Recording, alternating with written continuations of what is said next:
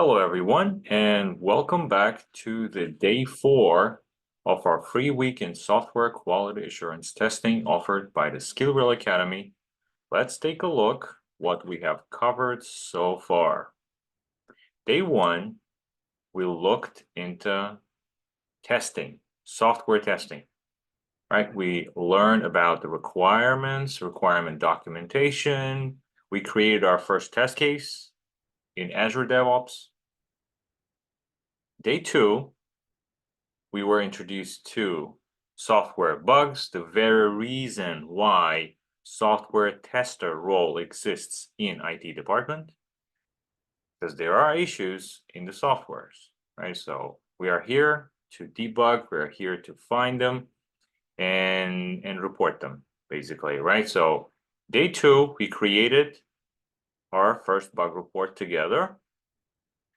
And day 3, yesterday, we learned about the data layer of the applications, where to store data and how to store data and how to interact with the databases, the tables, using a query language, SQL or SQL. So we wrote different types of queries, such as a select query, and within the select query, we used filtering with the where clause, right? We did the pattern matching using the like and so on. So if you did miss, make sure you rewatch. It was a very useful lesson, basically. Now, today, we're going to be introduced to Python programming language. Python is very simple, beginner-friendly, widely used. Today's generative AI, by the way, is also based on Python. NASA uses Python, data analysts use Python. And nowadays, I would say even in middle school or high school students, they're also learning Python. So it's very beginner-friendly and at the same time, very powerful programming language, Python. Okay, so it has become very popular recently. Over the course of, for the last, let's say, 5-10 years, it actually surpassed in popularity many other languages. So Java used to be number 1, but no longer. So right now, Python is number 1 language, pretty much competing with the JavaScript for this ranking in the market, basically. Okay, so we choose Python, and also we see that in the market the transition is more into Python, and that's what we see in the future as well. I think the Python is going to be number 1 language in the future, based on its simplicity, and it has so many different libraries that you can achieve a lot just using Python. Tomorrow, by the way, we'll look into how we can use Python and its libraries, such as Selenium, to interact with the browser. So we will learn how to control the browser. We will learn how to launch the browser automatically and go to a web page and perform some actions. So that's going to be fun, basically. Okay. All right, so here's a question. What time is the Saturday classes? Saturday classes are also the same time, 7:30 p.m. Eastern time. But then again, if based on the group, there going to be any other decision, majority decision wins, we usually take into account everybody's opinion. We all understand that we're all we try to multitask as parents. So we take your opinion into account as well. And again, the majority vote in your group will be considered. Let's jump into what the topics that we will be covering today. So we will start coding. We will write our first line of code, and it's very easy. I'll show you how. We're going to do it in several tools. One is the online code editor, and I'm also going to show you what Visual Studio Code looks like. right? So yesterday I showed you the SQL Server Management Studio. That was one of the widely used tools in the market. So SQL Server Management Studio is used to manage the databases and to write SQL and so on. But today I'm going to show you the Visual Studio Code. That's where you will spend most of your time coding, writing Python, learning Python, and so on. Okay, we're going to learn how to read the error messages. You read the error messages from bottom to top, actually. So it's kind of backwards a little bit. When you get an error message, don't freak out. It's part of the learning process. It's part of the coding process. Everybody gets error messages. Even the most advanced programmers would get error messages. And the trick here is that not to panic and to read. The earlier you start reading the error messages, the better you get comfortable with them, you start understanding them, you start recognizing those error messages, and you know exactly what went wrong in your code, and you know how to debug. However, right, taking into account that now we have a great help from the generative AI, such as ChatGPT, and there are so many, I think there's at least two really nice alternatives. So one is Google's Gemini. The other one is, I think, Microsoft. They have Copilot, right? Microsoft's Copilot is also similar to ChatGPT and Gemini. So, but I'll stick to ChatGPT and I'll show you how to use generative AI to debug your code. If something goes wrong with your code, use AI. I mean, obviously, use your own experience from the past. But then again, if you want to confirm, if you need a second opinion, use AI. All right, we're going to learn how to create a variable. I'll explain what the variable is, and we'll also look into conditional statements. And then again, we will use AI to generate code as well. That's also important.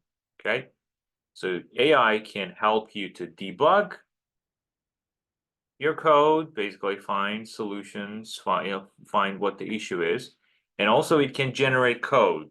If you were given a task, if you're thinking of something specific, and you can always ask AI and ask follow-up questions and get to the bottom of it and clearly understand the code, basically, right? So you have a great help in comparison to students, let's say from 5 years ago or from 8 years ago. We didn't have that kind of help.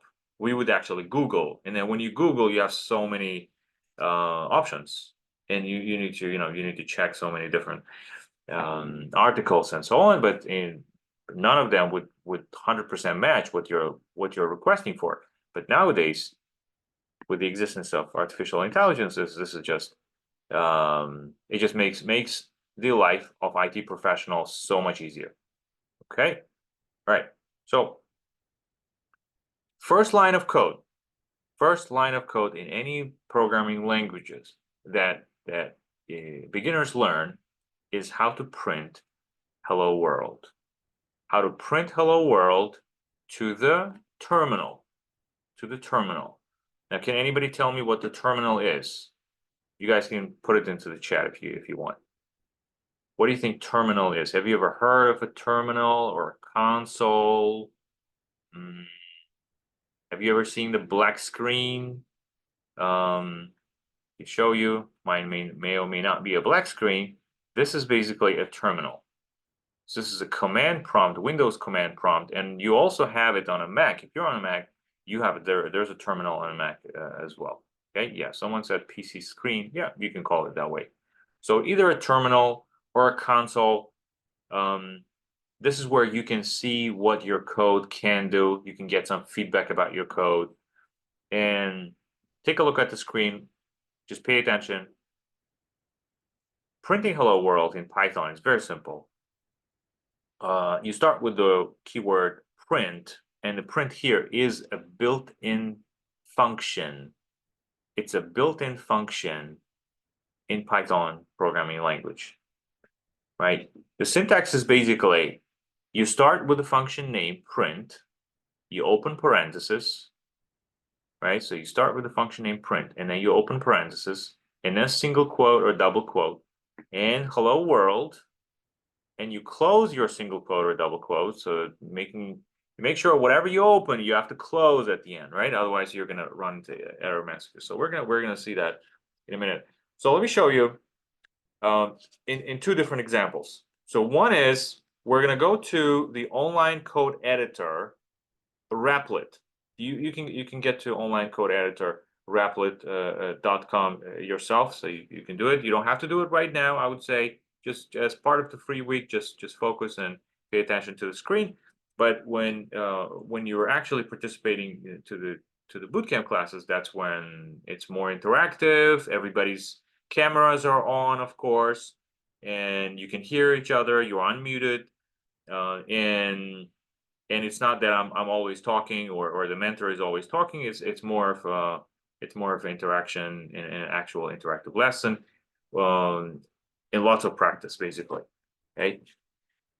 So in the left-hand side, as you can see right here in the left-hand side, this is my code editor. On the right-hand side, this is a terminal or a console. This is where I'm going to see the result of what I'm typing in, the result of my code basically. So print, that's a built-in function in Python. So I open the parentheses, and within the parentheses, I type in whatever text that I would like to print to the terminal.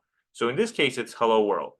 As you can see, artificial intelligence, generative AI, is also built into this particular tool as well. So I can simply hit tab and it would autocomplete from.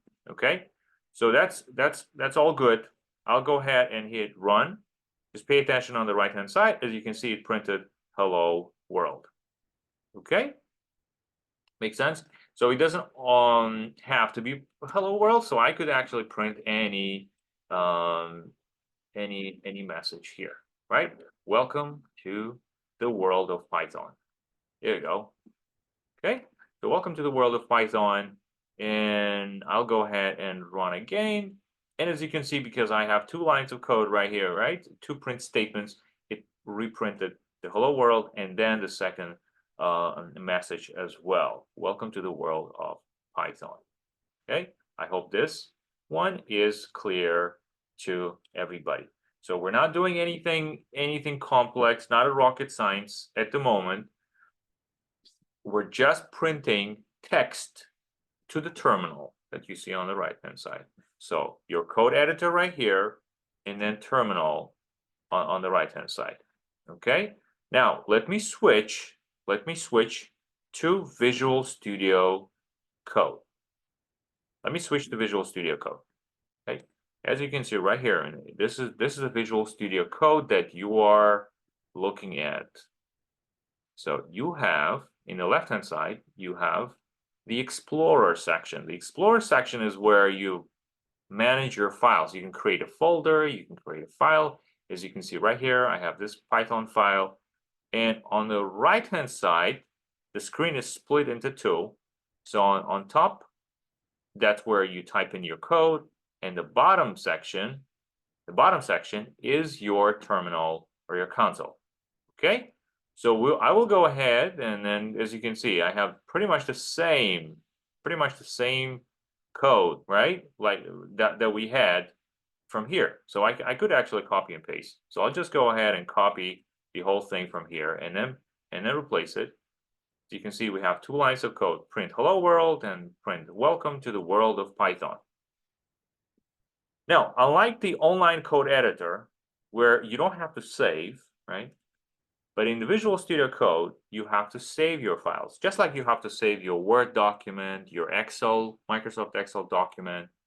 Here, you have to save your file. If you don't save, it has this indicator, black dot on top, and you will see that your file is not saved. So I will press Control Save or Control S, right? The hotkey combination. And you could also do like a file and then save. You could do that too. And on the right top corner, you have this run button. So I'm going to click on this run button, and you can see that there is a hello world and welcome to the world of Python. Both of those messages are printed to the terminal, right? Okay. Pretty much the same thing, right? So you're either doing on the online code editor or in the Visual Studio Code, right? So we will be using both as part of the bootcamp. All right. Now that we learn how to write our first line of code, how to print hello world to the terminal, let's move on. Let's move on. Next step would be to read the error messages. Next step would be how to read the error messages. Now, here's the surprise to everybody, or how to put it that way. Something that you have to accept, basically, that you will be making mistakes, and that's okay, right? So everybody makes mistakes. That's not something that should discourage you, because that's part of the process. So you will be making mistakes, typos, syntax errors, and so on. But the key here is to learn from your mistakes, to read the error messages, and then improve on that. Okay, and improve on that. So take a look at this example. So I'm typing in the same, pretty much the print hello world, the same, exactly what I did, but you see that there's some issue here, right? There's a typo here. Instead of the print, I forgot to put the letter I.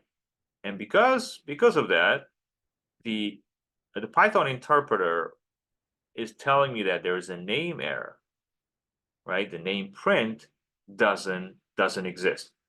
And because I read the error message, now I know clearly what went wrong. Okay, so every error has its name, so it will tell you what is going wrong with your code. So let's go ahead and try that. So in this print hello world line of code, basically, I'm going to go ahead and just remove one of the letters. So instead of the print, now I have print. Okay, and it automatically highlighted, underlined, and it's giving you a warning because such systems, code editors, we also refer to them as integrated development environments, IDEs. They are smart. They are here to make our life easier as IT professionals. Okay, so now if I go ahead and run, and here we go, welcome, take a look at your first error message in Python. As I mentioned earlier, you start, the best way to read the error message is read it from bottom to top. Okay, from bottom, so it's upside down basically. So let's start reading. So name error, the first thing that you see in the error message is the type of error that you just encountered. Type of error, and you encountered, or you're saying name error, and there are other types of errors like syntax error, indentation error, and so on. Okay, so it's a name error, and it says name print is not defined. So Python is basically telling you, I'm not aware of such function. I don't know what to do with this. Did you mean print? You say it's so smart. It's actually, communicating back to you, and it's making a guess. It's assuming that probably you meant print, and you have some typo here. Okay, and it gives you exactly where, like in line 1, and in this particular section. And if you had like hundreds of lines of code, then you would exactly know, okay, so it's line 1, and this line of code I have to check. You go back and take a look, and you most likely is gonna, you're gonna recognize and say, oh, okay, that's the issue. Let me put the T back in, and you're good, right? And you run it again, and now it's fixed. Hello world. See? Good, right? Now, how about, let me clear the screen right here. How about, stop this, clear the screen. If I miss the closing parenthesis. How about that? Right, so I'm going to miss the closing parenthesis. As you can see, there's no parenthesis. I opened parenthesis, but I didn't put the closing parenthesis. Now I'm going to go ahead and run again. And we got another error message. Same approach. We start reading the error messages from bottom to top. The first word that you see in the error message at the bottom would be the name of the error or type of error. And as you can see, now it's no longer name error, it is a syntax error, right? In the previous example, it was name error, but now it's a syntax error. Syntax actually, sounds similar, right? If you ever learned any foreign language, I don't know if you learned, let's say, Italian or German, and the book would explain there's a specific syntax that you have to follow to put together a sentence, just like that, right?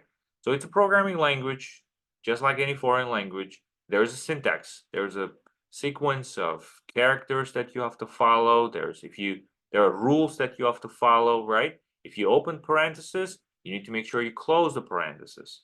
If you opened a quotation mark, make sure you close the quotation mark. You see, it tells you exactly what went wrong. Syntax error, parenthesis right here, was never closed. And it gives you this indication here as well. See this arrow, up arrow? So it tells you where this parenthesis was not closed. Okay, let's find where to close it. And we're going to go ahead and close this. And run again. And here we go. This is fixed. Okay. Now, how about parentheses? I'm going to leave the parentheses in its place, but I will go ahead and remove the quotation mark. Right, so I have the quotation mark that I opened here, but I never closed the quotation mark. I'll talk about quotes and quotation marks in a little bit when we talk about data types. But let's continue with the error messages. Now I'll go ahead and run. Again, I got the syntax error, and it says you have unterminated string literal. Right, now it sounds a little bit more complex, or not so much of an English, right? But it's what it's telling you is that, again, unterminated means that you started a text, but you didn't finish your text, because this is a text, right? And quotation mark really means for Python that this is the start of some text message. And hello world is a text, right? So, but you never finished, you never completed your sentence, your text. And that would confuse Python, basically. Okay, then again, we're going to go back and then put our double quotation marks and run again. Here we go. It's all fixed. Now, okay, so we have been introduced to the error messages in Python. And I'll repeat again, learn from your error messages and read them. And it's just going to help you in the future, basically. Now, here's another great way to handle the error messages, to debug, right? What's debugging? Anybody can tell me what debugging means? You can put it into the chat. What do you think what debugging means? Exactly, yes. So debugging basically means doing a root cause analysis, looking for the bug, the issue, what the reason behind the bug is, fixing the bug. Yes, that's exactly the debugging is. And usually you would think, if you're a manual tester, if you're just testing from the front end of the application, and you found some issue, you said, hey, I saw some issue, some functionality is not working. It's supposed to print, but it's not printing. It's supposed to log in, but it's not logging in. And the developer would be debugging that issue. But when it comes to test automation, you are a little bit of a developer yourself, okay? because that's your code now. Because you're coding, so, and if your code is not working, that's when you are in the position to debug, right? But then again, since we have a great tool in our hand, which is generative AI, that AI, such as ChatGPT, can debug your code. It can explain where your code went wrong, what the mistake is, and it can also suggest a solution. Okay, it can also suggest a solution. Now let me show you how that would work. Okay, let's make a mistake just like we made a mistake right here. So we're gonna go ahead and let's say we're gonna remove this T one more time, clean up the screen, run it again, and we have this error message, right? Now imagine that you're looking at it for the first time, or it was a bit more complex than this, and you need some help, or you want to confirm your understanding. So go ahead and copy this. Okay, we're gonna copy this error message. We're gonna go to the generative AI, which is ChatGPT. Still 3.5 version. We're not going to the paid version. This version, free version is enough for you basically. So now we will say help debug this error message in Python. Okay, and just paste your error message, hit enter, and take a look. Here we go. Let's read what it says. The error message indicates that there is a typo in your code. Instead of using the correct function print, you have written print, which Python doesn't recognize. Here's how you fix it, right? So replace this print with print. So your corrected code should look like this. And then this resolves the name. It's just brilliant, basically. Okay, you see that? And it would be just the waste of technology if you just don't use that.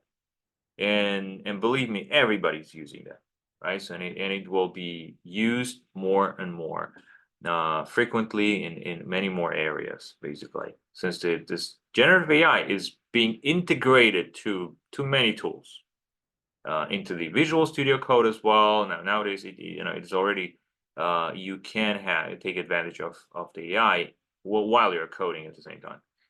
So this is a good lesson for you to just keep that in mind, basically, that you can use AI for debugging.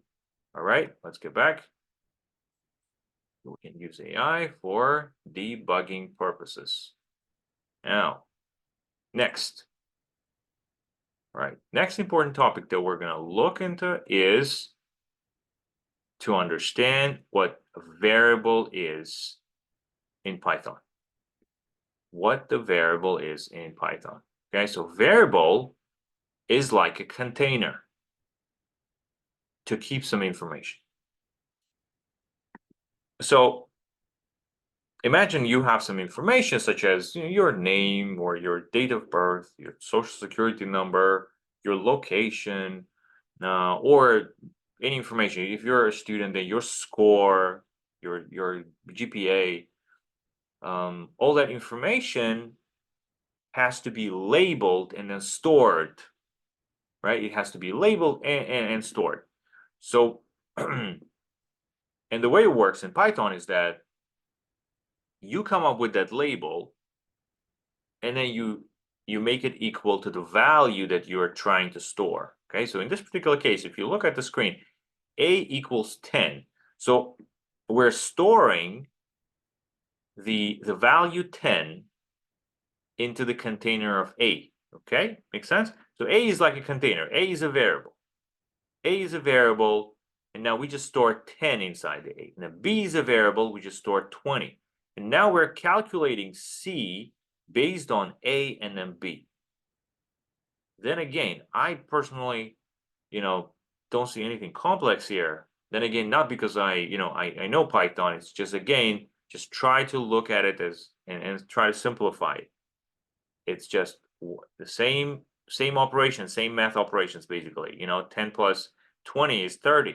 But instead of just writing 10 plus 20 is 30, we're saving those 10 and 20 into separate variables, okay? So that we can reuse. The whole purpose of using variables is that you store that information so that you can refer to that information again. You can go back and look into that information later on in the future. So all the information that you have, such as your bank balance, for example, how much money is you're withdrawing, and all those, everything is actually kept in certain, well, first of all, they are, of course, they're all in the databases, in tables, and so on. But to perform some actions on them, to perform those calculations, they are actually stored in such variables, basically. Okay. All right. So now let's go ahead and create some variables. Okay, that's something that we're going to try to do together, and then we'll look into different data types together. Okay, how to create a variable. To create a variable, just like we did earlier, let me actually clear this terminal too. We can type in a variable name. We can type in a variable name. So in coming up with a variable name, it's up to you. It just has to make a meaning, right?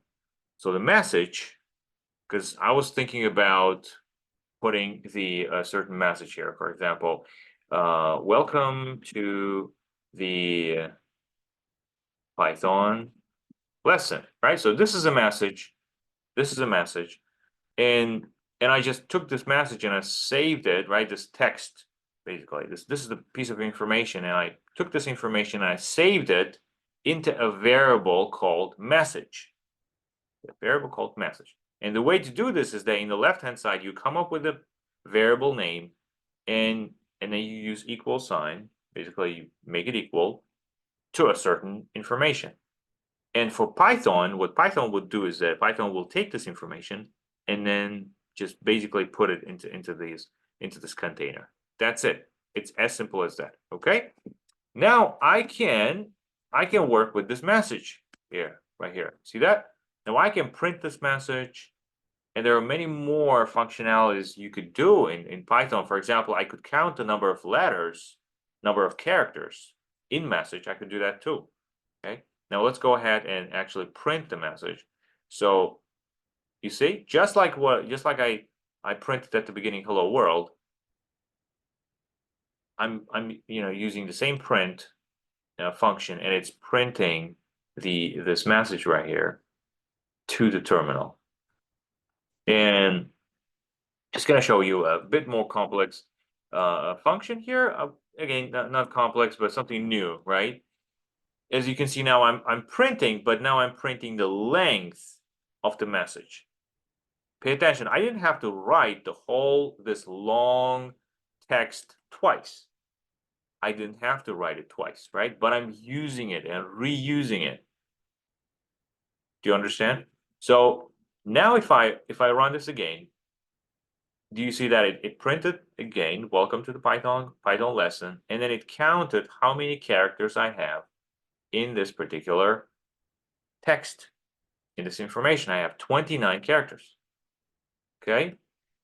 But the beauty or the main purpose behind the variables, just keep that in mind, is the reusability of the information, so that you can use the same information again and again without repeating it. So because it's already there, I took this information, put it into the container. Now I'll just refer to the label of that container, basically. Think of it that way, all right? So, all right, makes sense? But then again, it's important to understand the data types.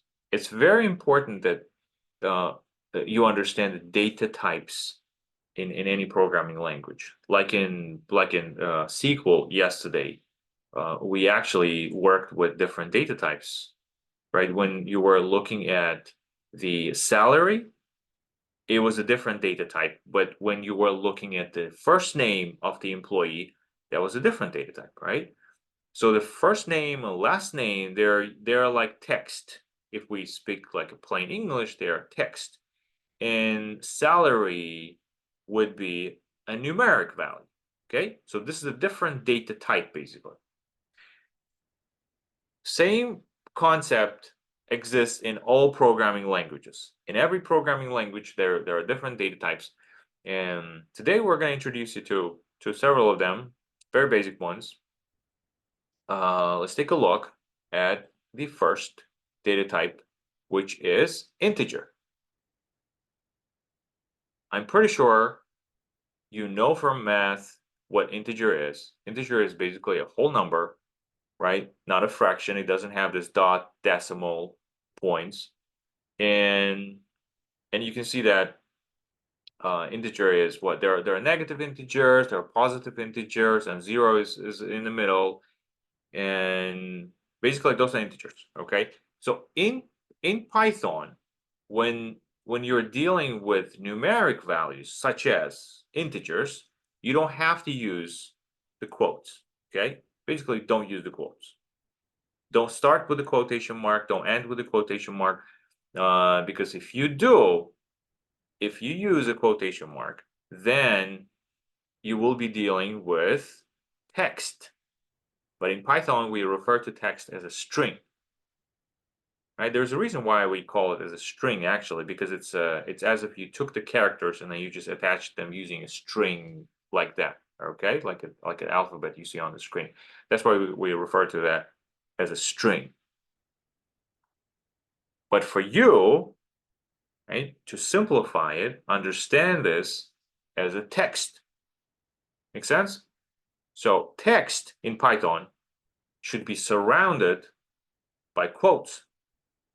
You start with single quote, you end with single quote. Just like we did at the beginning. We start with single quote and then hello world, and then we end it with single quote, right? But if you start with double quote, then end it with double quote. Okay, so there's really no difference. You can either use a single quote or a double quote, but you have to be consistent. If you start with single quote, end with single quote. All right. So here, as you can see, some examples of text. So far, we looked into integer and string, right? So let's go ahead and create some variables with strings and integers. Let's do that. So this welcome to Python lesson right here. This is a string, right? Because it's a text. This is a text. Now, if I create another variable called score, for example, and I set it to 99, see that the score is a new variable that I just created, and I made it equal to 99. Do you see that? Did I use any quotes around it? Nope, I didn't. I don't have to, because it's numeric, because it's an integer. And I can actually go ahead and then print that score as well. I can look at the score. So I'm going to print the message, and I'm also going to print the score. The difference between them is that one of them is a string or a text, and the other one is an integer. But what if I will remove? Can I also remove the single quotes around the text? Right, just like I don't have to use for numeric values. But what happens if I remove the single quote or the quotes around the text? You are going to run into a syntax error. Okay, so well, again, that's because every text value or a string value has to be surrounded by either single quote or a double quote. Okay, so keep that in mind. So we're going to stop it and clean it and run again. As you can see now, it's clean. Welcome to the Python lesson. So 99 is there. Now, with numeric values, you can perform math as well. You can easily perform math too. So I could say bonus score, or like a bonus point, let's say, right? I have another bonus point of 1, and I will say final score See, this is what I'm talking about generative AI, that this Replit already integrated, and it's already guessing what I'm about to do. It's already guessing what I'm about to do, and I really don't have to type. I just have to hit tab, and it auto completes for me. Okay, so take a look. So we had the initial variable score, and then we create a new variable bonus point, bonus underscore point. Do not do something like this, bonus space. There's no space in variable names. If you put space, then it's, you're disconnecting the information basically.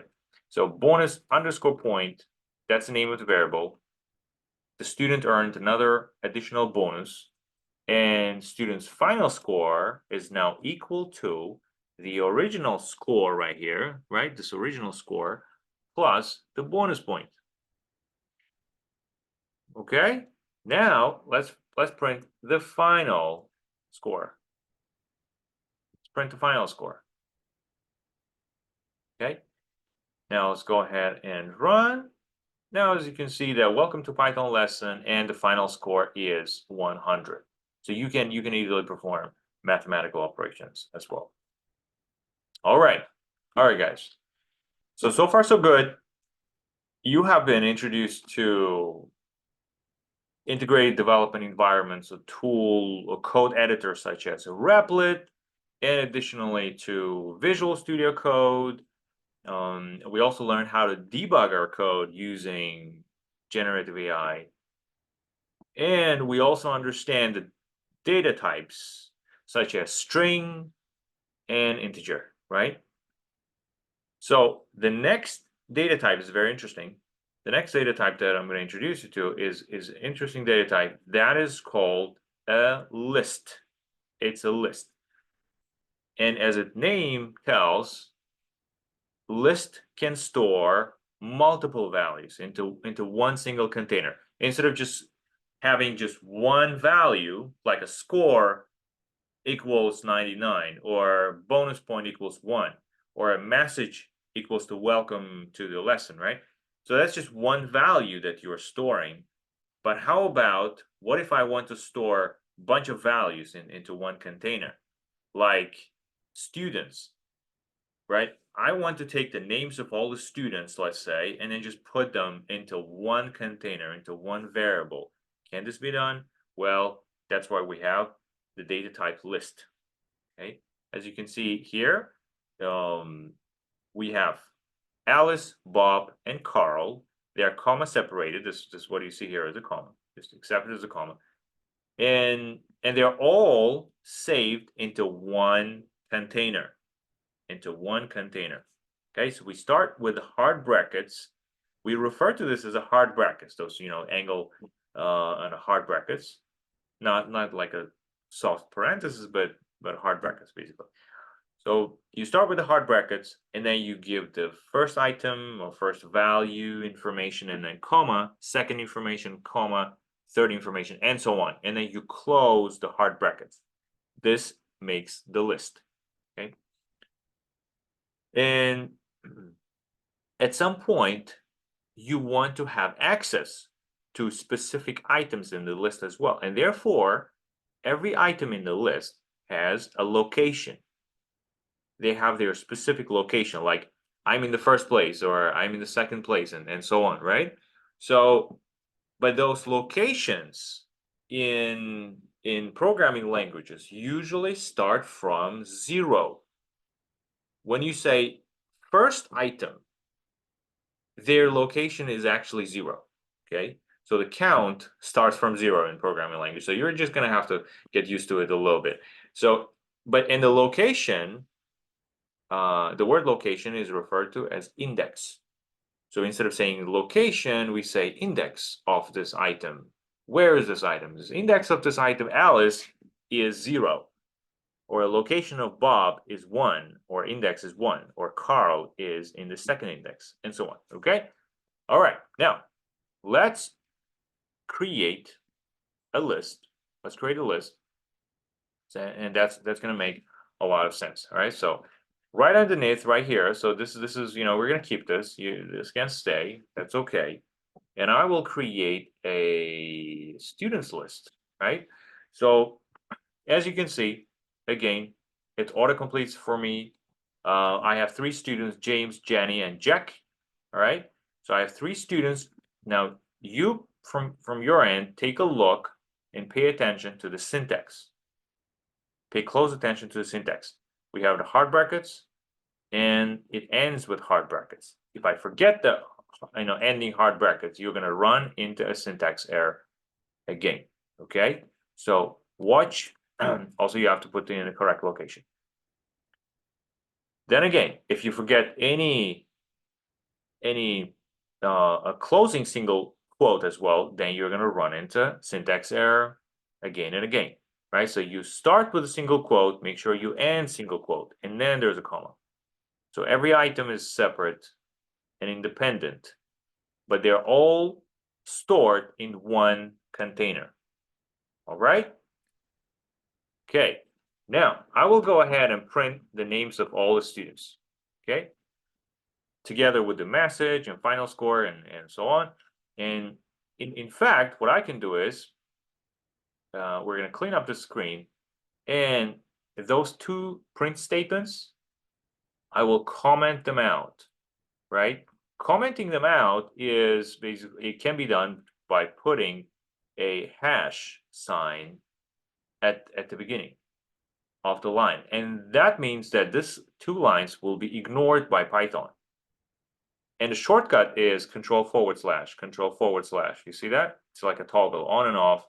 And now if I run, it will only print the list of students. And those 2 lines of code are just ignored basically.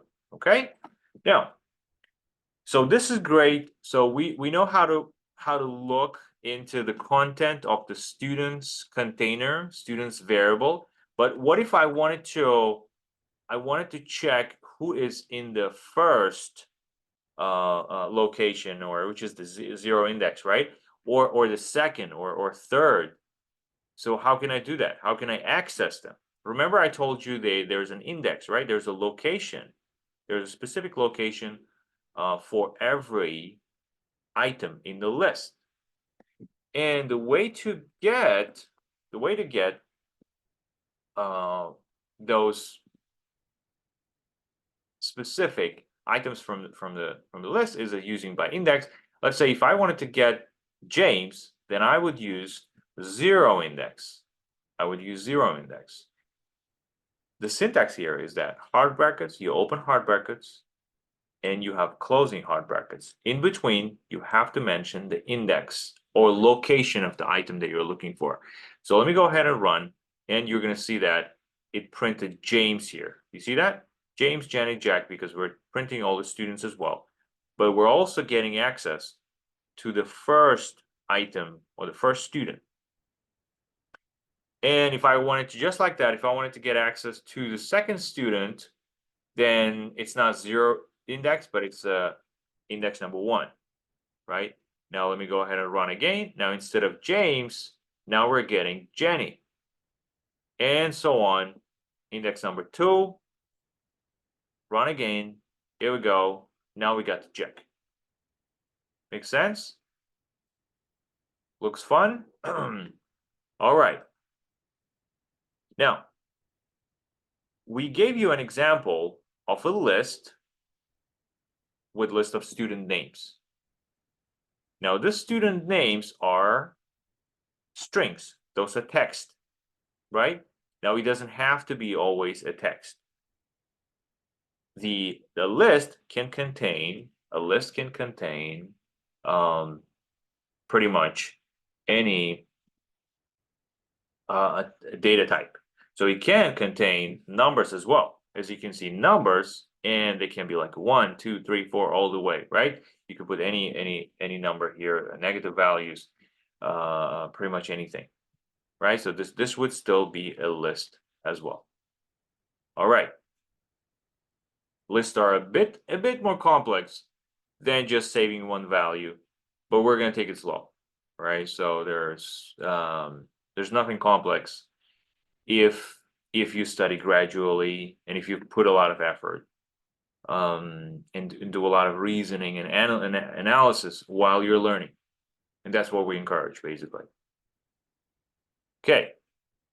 Next, important concept we're going to briefly share today as part of the free week is conditional statements. What's a conditional statement? Conditional statement is a logical flow of any programming language, basically, or if in any application there's some logical flow. So think of this a website. Let's say they sell tobacco products like cigarettes, right? If they sell cigarettes, then if someone is going to their website, it's probably recommended that they first check the age of the person. They say, please confirm that you are, you're not that young, or you are basically older than certain age. I don't know what is 16 or 18. And behind that implementation code, there is a logic. There is a logic such as if and else, right? If the person's age is lower than 18, then block or don't let the person in or something like that, or provide a message. Otherwise, let the person in and provide a welcome message. Okay. Now, I'm going to just transfer this into a different scenario. Just take a look at this picture that you see on the screen. If we're talking about weather now, if the weather is snowy, right? If it's snowing, then if yes, right? If that's true, if that condition is true, then wear your boots and your gloves and so on, right? And a hat maybe. So otherwise, or else, so in programming it will be else. Yes or else, basically, right? Else, then wear sneakers. So maybe it's warm enough, basically. So if it's not snowing.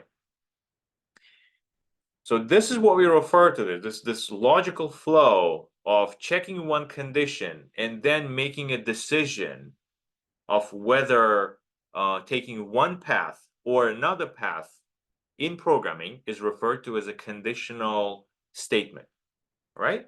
It's referred to as a conditional statement. So let me show you. So let's clean this up. And we're gonna put this weather, and I'm gonna write something a bit more complex here, as you can see, but there's a built-in function called input. And what it does is that it's going to ask us what the weather is like today, and we can put that our input, and it's going to save it into a weather variable. So let me show you this. So if I run it, it asks me in the terminal, what is the weather like today? So I'll say, well, snowy, right? And it will actually just take that into account and put it into the weather variable. But let's clean this up. But the point is, or the task that we're trying to look into is that we want to learn how the if-else conditions work, right? So if the weather is sunny, take a look.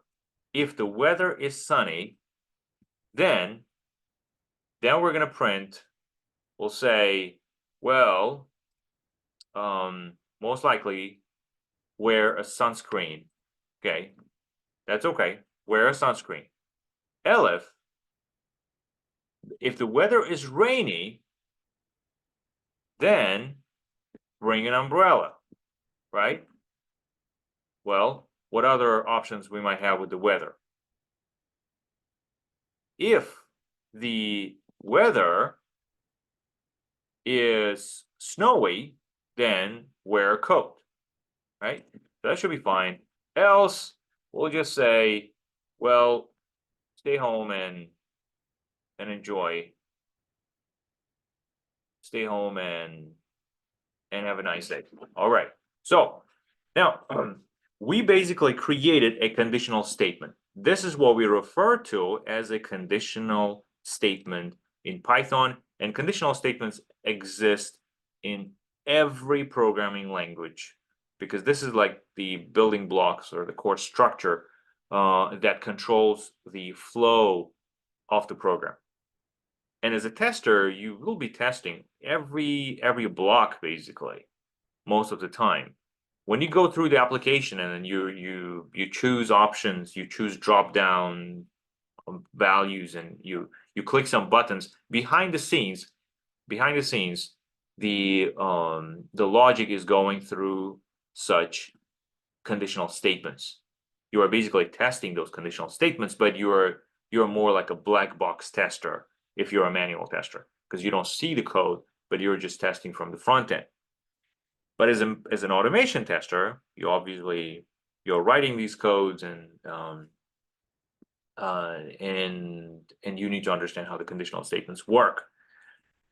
So let's run this code and see how it works. Okay, we're gonna run. It says what is the weather like today? So I'm gonna type in, I will say snowy. Okay, I will say snowy and hit enter. So look what it returned. It says wear a warm coat. See? Now I'm gonna run it again. It asks me one more time, okay, what's the weather like today? So let's say it's another day. I will say it is rainy. Bring an umbrella. So what is really happening? Right, first it's asking us what the weather is like today. And when I put in the answer, this particular text, basically, right, this is a string of text, is going all the way and being saved into this weather variable container, right? It's inside this container. And then the conditional statement evaluates or checks the value that's stored in this container and then makes a decision. Okay, so if I say rainy, and it will come here and then check, is it sunny? No, it's not. Okay, let's go ahead and check the next branch. Is it rainy? Yes. Then bring an umbrella. Okay, let's do it one more time. What is the weather like today? We're gonna say it's sunny, right?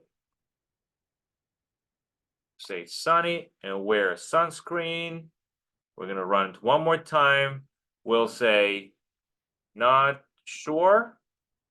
Then it says stay home and have a nice day, because there was no such option, and it went to the else condition right here, right? It checked. When I said not sure, it checked all the conditions. Is it sunny? Is it rainy? Is it snowy? No, it's not.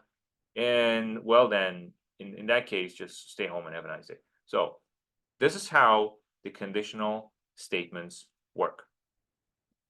Okay, now let's move on.